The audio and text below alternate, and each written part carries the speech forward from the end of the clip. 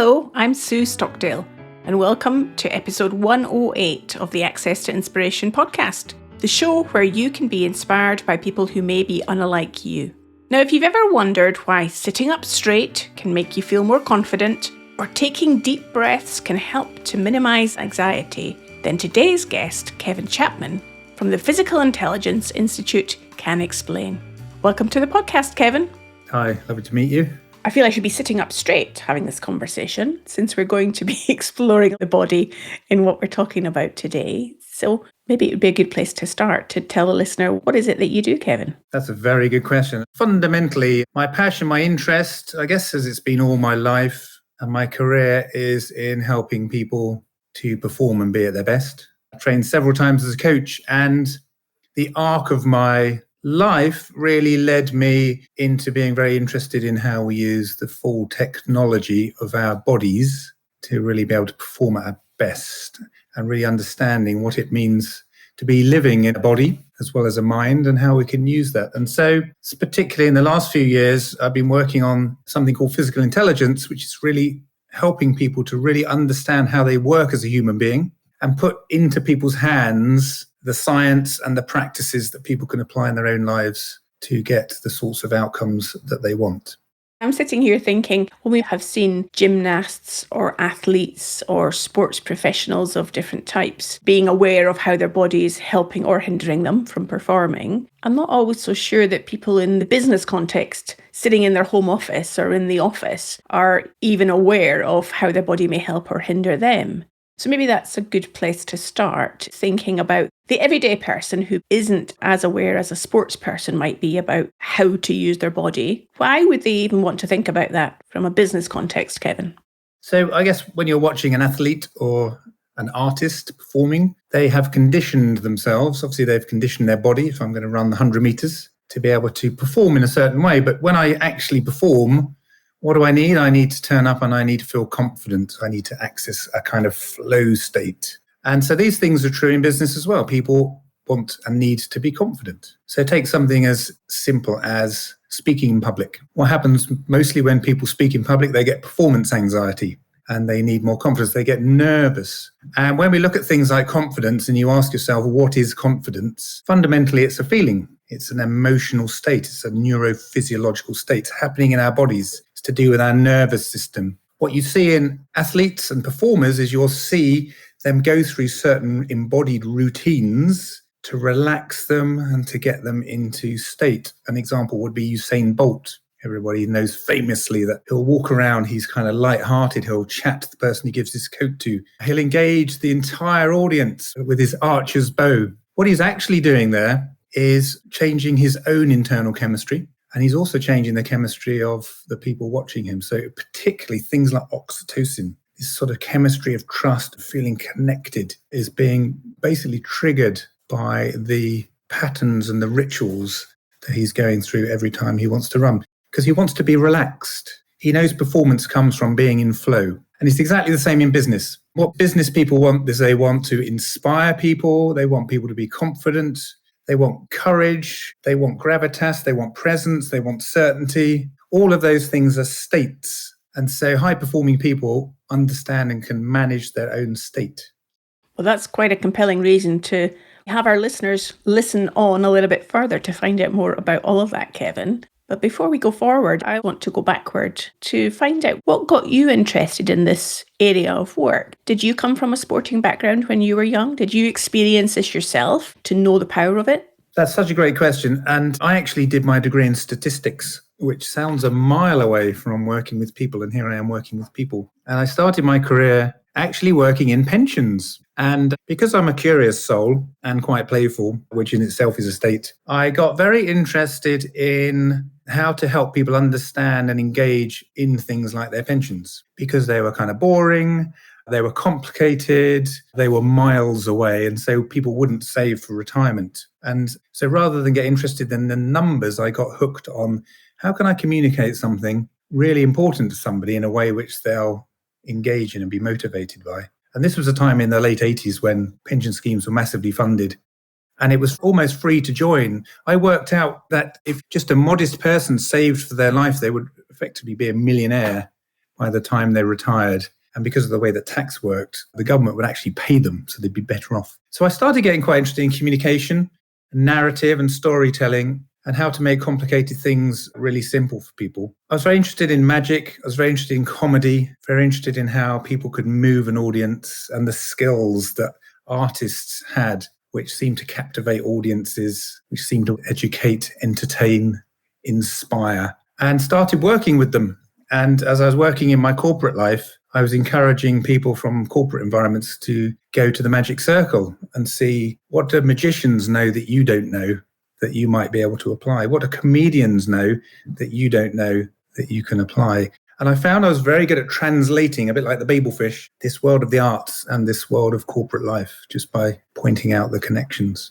So I did a little bit of training in stand-up comedy. I joined a charity called the Comedy School that takes things like comedy into social settings, such as schools and prisons and mental health settings, to really affect change. And so when you start to look at the science and the pedagogy of what they're doing and the evidenced work, you start to be very curious, how can I apply this into my work and into my corporate life? From that, I trained as a coach. I met a beautiful man called Dr. Terry Morgan, possibly one of the most inspirational people I've met. Day one of our coach training, he asked us to come along and draw a picture of how a human being worked and explain it to the rest of the group. And I have to say, it was a humbling experience. Terry would always say to me, if you took your car to a garage, you would expect the mechanic to understand how a car works. So how does a human being work if you're going to be working with it? And so I was really hooked on how poor my understanding was of how a human being worked. I had a little stick figure. It had a head and thoughts, and, and it said things and moved. And I spent 25 years enhancing my understanding of how the human works, so that when I work with people, I have access to more things. And it's fun. It's very interesting. And part of my career, I went to work for a world famous drama school, which was very refreshing. And fundamentally, when you look at drama schools and what they know how to do, they are very expert in training somebody to manage their nerves, stand on a stage, tell a story, and move an audience, and do that consistently. Those skills are human skills. And what you notice when you work with a drama school is the work is totally embodied. There's no PowerPoint slides. There's not a lot of head work. I mean, there's some psychology, but it's embodied. It's about your posture. It's about your breath. It's about tension. It's about voice. It's about narrative. And when you look at how actors are trained, the training is extremely embodied. They'll be learning, maybe in the first year, they will literally be getting back into their bodies, learning how to breathe, learning how to unlearn habits. So embodiment is absolutely fascinating. And what's kept me in that field is meeting Claire Dale, who coined the phrase physical intelligence about 21 years ago and then wrote the book on it 5 years ago. So with this insight that you were gaining during your work in these different places and getting to learn about Claire and her work, I'm wondering, how did it change you, Kevin? That's a great question. How did it change me? I think the first things I started to notice much more is the relationship between my own state, how I was feeling, and my own performance. I'm a father. I have 2 daughters. They're now 20 and 18. And one of the things I was very interested in doing as a parent is bringing up my children so they were equipped to go into the world, be free, independent, and resourced. And from this work, I kind of concluded that the things they didn't get from school, so my children left school with really no understanding of how motivation works, no real ability to manage their own state and access confidence when they wanted to speak, and just generally a lack of knowledge of how they worked as a human being, diet, sleep, exercise. And so I got really interested in what information could I impart on them, which would help them to be better functioning human beings. And more importantly, and the most difficult thing about being a father is, how could I even get them to listen to me? I was thinking it was about those translation skills again, that you may have the knowledge, but how do you inspire and encourage other people to take on board those things? So that's how it's impacted me on my personal life. And I think the conclusion I came to was that you can Google anything if you want to be good at something. If you want a strategy to be successful in life, you can Google it. But what people need is they need to manage 2 other S's, and that's the story they tell themselves about who they are, which also fundamentally changes our internal chemistry, and their state. And, even in my life as a consultant, when you sell, you need to tell different stories about who you are and what you know, so that your clients feel confident in working with you, and you need to show up in different ways. And even as a father, you think about the sort of the modes that you need to inhabit when you're parenting. Sometimes you need to be highly compassionate and empathetic and just be in a mode where you're listening. Sometimes you need to step into some authority and put some boundaries around your children and actually say no. Sometimes you need to inspire them. Sometimes you need to be super clear and analytically clear. And those are all states. And so we need to be able to access those with kind of equal skill. And as we know from looking at things like personality profilings, we often have a bias. I spend, oddly, a lot of my time in inspiration mode. Well, that's good you're on this podcast. And we know the chemistry of that. Okay, so I'm going to be running high levels of dopamine, serotonin, oxytocin. Now, some people who engage with me won't like that in certain situations, where they might want me to be calmer, to have clarity, to be able to describe the steps. They won't trust me unless I can flex my style so that I'm a little bit more like the sorts of people that they might trust. And for me, I have to change my state to access that. It's a stretch for me in the same way that somebody who is more analytical might stretch to be inspirational, because inspiration is fundamentally a feeling. We're trying to evoke an emotion in people so they feel they want to engage, listen, and they're motivated to maybe follow the path that we're suggesting. So I've applied it an awful lot in my life, sometimes skillfully, sometimes not so skillfully, but I'm much more acutely aware of things like my energy levels, my motivation, my stress levels. And as a result of that, I make different choices about how I live. The other thing I'm very interested in is wearable technology and biohacking. One thing I use a lot is an Aura ring. And what I learned from that is how my body was really being affected by the way I was behaving. And I was able to learn a lot about how to improve the quality of my sleep, for example, through things that actually were quite specific to me. So I learned, for example, to go to bed at a consistent time, to eat earlier, and not to do strenuous exercise too late in the day. Those things had the three biggest impacts on the quality of my sleep. What I'm really hearing you describe to us, Kevin, is taking personal responsibility for managing that human system that is your body. And I'm wondering then, sometimes to get to the level of responsibility, the first thing is to have awareness. Coming back to your children, that's what you were aiming to try and help them to develop awareness of how they could perform better. Just to circle back to that comment that you were making about what you did aim to help your children with, if they were in the room and we were having the conversation with them today, how do you think they would view your influence on them? They'd laugh and say, "Daddy." It has been a challenge engaging my children around the things that clients and friends and other people really lap up. And I think part of the reason for that is, they say seeing is believing, but I actually believe the opposite is true.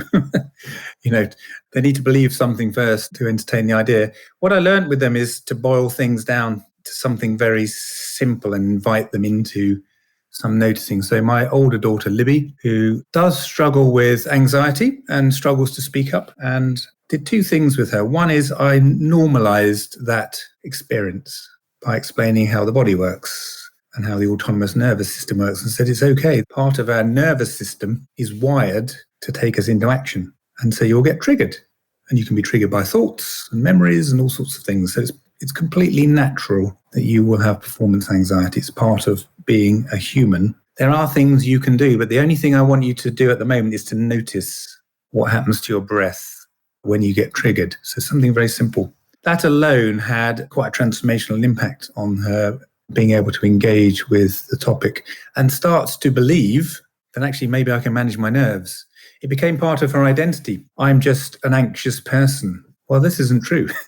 Anxiety and nerves are triggered by a certain part of our vagus system. Our threat response is triggered differently in different people, and we know we can reverse the chemistry of that. The world of embodiment is very interesting. It's for some people it's a little bit woo-woo, and there's lots of gurus, but we all have a body, and we've all had a body all of our lives. These are just human skills that just aren't taught. So what you're describing to us, Kevin, is first of all to start noticing. And then with that noticing, we can then have the choice to change our behaviour or learn what we could do differently to be more effective. Given that we're on the Access to Inspiration podcast, what would be some practical tips if people wanted to access their inspiring part of themselves? Particularly, I'm thinking from a leadership perspective. A lot of the times I speak to leaders where they say, I want to be more inspirational. How could they do that? How do you access inspiration? Well, inspiration is a feeling fundamentally. And of course, why do we want that feeling? Because we want that feeling in other people. So I'm a great believer that if you're going to invoke a state in someone else, you need to go there first. So the kind of chemical cocktail of inspiration is a mix of serotonin, dopamine, oxytocin, and maybe adrenaline. So we're looking at how we can change our internal chemistry to boost those chemicals. So there's a number of ways to do that. One way to do that is, because this is memorable, I'll share it with you. And people can try this, but if you're driving or operating machinery or anything, please don't. We can perform a Kate Winslet. So for those of you who are familiar with the film Titanic, remember the scene with Kate on the front of the ship. So opening our body, which I'm doing now, I know you can't see, opening our body, our arms, having an expansive posture, maybe lifting our sternum forward, maybe looking up to the sky, is going to start to trigger a different chemistry in our body. It's going to start to generate some of this high-performing chemistry. For example, oxytocin will be released across the chest. If we want to access things like more dopamine, the chemistry of motivation and reward, one of the ways we can do that is through visualization. Our visual cortex is highly linked to our dopaminergic system. So visualizing for ourselves the sort of future that we are wanting for others will boost our dopamine, and it will take us into that feeling of inspiration. Using those techniques will also help us paint a picture of the future for others. So I'll give you an example of that. One of my missions in life, and something that we're launching at the moment, is to help people to be able to manage performance anxiety. So I'm currently launching something called freefromnerves.com, which is to give everybody access to 5 simple practices that can help people manage their nerves so they can speak in every walk of life. I believe my core value is freedom. And once you understand how to work with your nerves, you can be free. So how do I inspire people to do that? How do I access inspiration so I'll sit down and actually do the work? I visualize sitting on the BBC Red sofa with a number of people who have taken this work, who are telling stories about how that's changed their life. And from that, I feel it more inspired to do the work. And through things like storytelling, I can inspire others to think about an impact that would have if they engaged with the work. Another key part of inspiration is serotonin. And serotonin is a very interesting chemical. We actually produce most of it in our gut. And serotonin is highly related to our sense of status and well-being, and that sense of I am okay. And believe it or not, you can release serotonin by twisting at the waist. Just simply twisting at the waist will release serotonin. And the research now is clear that there's a relationship between our gut and our brains. So internal chemistry has a direct impact on our mood. So we know there are things we can do with our breath and our bodies which will change our internal chemistry, and they will allow us to access feelings like inspiration much more quickly. So I'm imagining you twisting your body and standing like Kate Winslet as I'm speaking to you, Kevin. Yes. Well, I use them a lot. In fact, the place I use the twist the most is when I go to my local gym. I like to keep fit. I have an identity that I'm a fit young man. What I've noticed in gyms is they're full of, well, predominantly very fit people, which statistically is true because that's where they go. Sometimes I really feel like I don't belong there and I want to go home. I feel intimidated. Other people make more progress than me. And I twist in front of the mirror and I boost my sense of status. I belong here. I'm okay here. And actually, I see other people starting to twist, wondering what I'm doing. I generally look like the smiliest, happiest person, but I'm trying to also access some happy hormones. But I use that twist so that I can hold space and feel okay. And I think, particularly in the corporate world where we have these topics, things like creating cultures of belonging. Belonging is a feeling that you belong, a feeling of equal status, feeling of trust. You know, the chemistry of that is, again, it's oxytocin, it's serotonin. So people can do things for themselves as much as organizations can create the environment for people to feel safe and want to connect. And I think those two things are absolutely essential. So if we take the topic of something like psychological safety. So organizations are talking a lot about we need to create environments where people feel safe to speak up. Well, that's half of the story, because even if you have a culture which allows people to feel safe or doesn't put things in the way to make people feel unsafe, you still need to speak up. So you still need to generate a sound. So you still need to resource your body. You still need to work with your own performance anxiety. You still need to use your diaphragm to power your voice. You still need to make a sound. You still need to have clarity of thought to be able to communicate what you want to communicate. You might need risk tolerance. You might be saying things that you're not sure how they will land. Well, you might need more testosterone in your body. How do we produce testosterone? One way we can produce testosterone is simply by muscle firming. So if we create a fist and push that against our hand, we'll actually generate more testosterone in our system. And we may feel that we have a higher level of risk tolerance, which may help us to speak up. I think that's a really important point you're making there, that there's responsibility on the individual as well as the organisation to create the environment. And it also strikes me that because many people are still operating virtually in the workplace, then maybe it's a little bit easier to be doing it in the comfort of your own office or living room, so that then when you're on that virtual call, you do feel confident enough to speak up. What would you say to that, Kevin?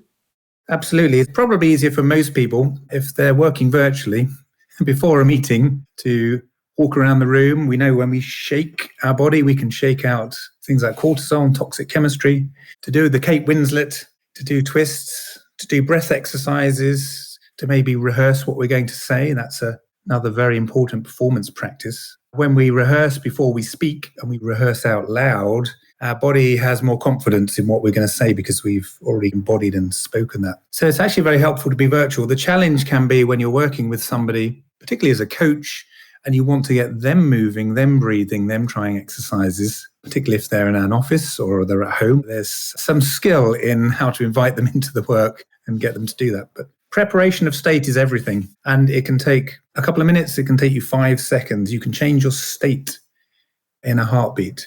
If those people listening to this podcast are wandering around their office, maybe they'll start to notice others moving at the waist or doing the Kate Winslet and realise that they have listened to this podcast too, Kevin. Given that you're a storyteller, I'm wondering, how do you think that your story will continue? What's the next chapter, or how even does it end in terms of where you want this work to go?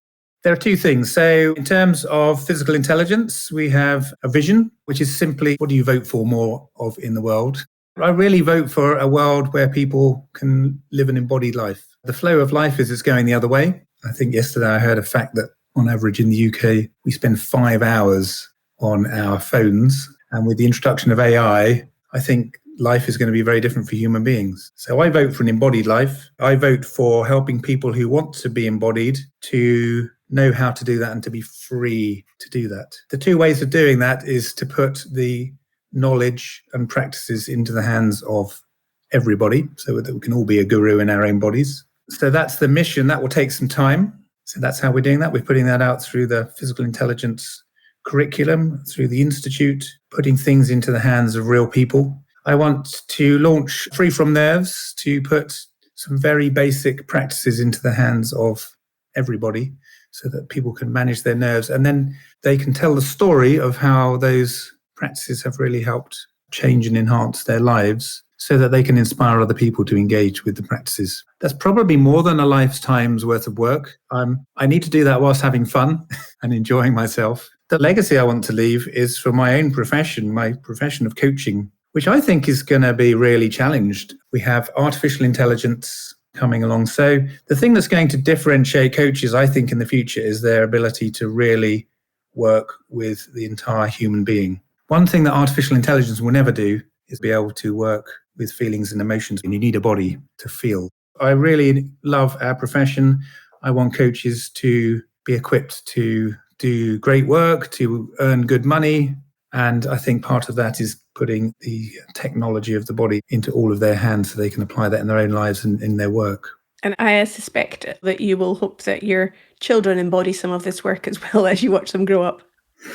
Yes, I do hope they embody. I mean, they are embodying it, and I'm hoping they'll be inspired by real stories of people who've overcome simple things like performance anxiety in all sorts of settings to achieve what they want. So what are some of those stories then, Kevin, where people have really been positively impacted by some of this work? So I worked with somebody years ago who suffered from performance anxiety and speaking up and actually being amongst other people to the extent they were taking beta blockers. And when I delved into their story, they were so nervous that they wouldn't even go to a parents' evening for fear of having to network with strangers. So this had quite a big impact on them and also their own ability to show up as a father figure. So working on some very simple techniques to help them manage that had a huge impact. Of course, at the moment, one of the big topics is helping people with burnout.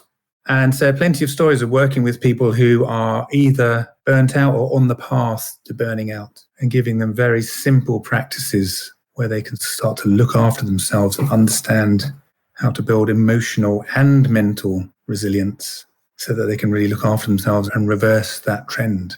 And if you were offering a tip for our listener today, Kevin, around managing potential stress or burnout, what would be one practical thing? You've given us many of useful tips already. What would be one additional area that they might apply? So I think there's two things I would invite people to do. Number one is to regularly tune into their body, regularly tune in. So how actually are you feeling? Where are you feeling tension? How stressed are you? Because the body has an amazing intelligence. And, you'll hear many people on podcasts saying, well, if you're tired, don't worry, you can still go to the gym. If you don't have any motivation, don't worry, you can still push on. Well, there's a time when we need to recover. The physical body needs to recover. We have a recovery cycle for a very good reason. So listen to your body. And one of the most powerful practices that we should all adopt is something called paced breathing. So paced breathing is where we literally pace our breathing. We're trying to breathe into our diaphragm, the breath in and the breath out for maybe 4 or 5, a count of 4 or 5 in a consistent way. And the science on paced breathing is actually quite stunning. What paced breathing actually does is it starts to produce a high performance chemical in our body. It's actually a steroid called DHEA. And DHEA gives us sort of vitality. It gives us endurance. And it also reduces the impact of things like cortisol on the body. So it puts the body into a much better state of well-being. And the evidence on performing and breathing are doing paced breath for, say, 40 minutes a day. So if you're stuck at the traffic lights and you're triggered into a state of anxiety and anger and road rage, this is your chance to do some paced breathing. And the research, which was done by Dr. Justin Kennedy, suggests that doing something like paced breathing over 3 months, apart from reducing levels of stress, can improve our cognitive function by 62%. Wow. Isn't that amazing? You could be 62% smarter just from adopting a breath pattern every day for the rest of your life. Well, that sounds like a very practical tip and a useful one as well to boot, Kevin. It's been very informative speaking to you today, and you've given us such useful tips and pieces of information that, of course, the listener can apply immediately to their body to take those insights that you've shared so kindly with us. If the listener wants to find out more about the work that you're doing, how might they be able to do that? So the easiest way is to go to the website coachwithpi.com. We built an institute called the Physical Intelligence Institute, which anyone can join, where we run free sessions and you can connect with other people who are looking at embracing this work. And we've recently created, for the first time ever, an assessment tool where you can assess your own physical intelligence, which is coachwithpi.com/assess. There's plenty of tools out there. There's plenty of free materials out there. There's an institute if you want to join that. And we have for the last years been running a program for coaches and people practitioners, which is a certificate in coaching with physical intelligence accredited by the ICF, which is putting this toolkit into the hands of practitioners to go and apply and use in their work and in their own lives. Fantastic. Well, there's lots of options there. Thank you again today. I will go and do some twisting and stretching and help my body to be more effective and to have a better performance after this conversation today, Kevin. Thank you for your time. It's been a pleasure. Thanks so much for inviting me.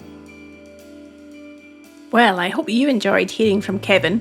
Remember, you can find a transcription for this episode and more than 100 other episodes on our website, accesstoinspiration.org. And you can keep connected with us via social media at LinkedIn, Twitter, Instagram, or Facebook. Just search for Access to Inspiration. Next week's guest is Monica Parker, and she will be talking to me about the power of wonder. So I hope you can join us then.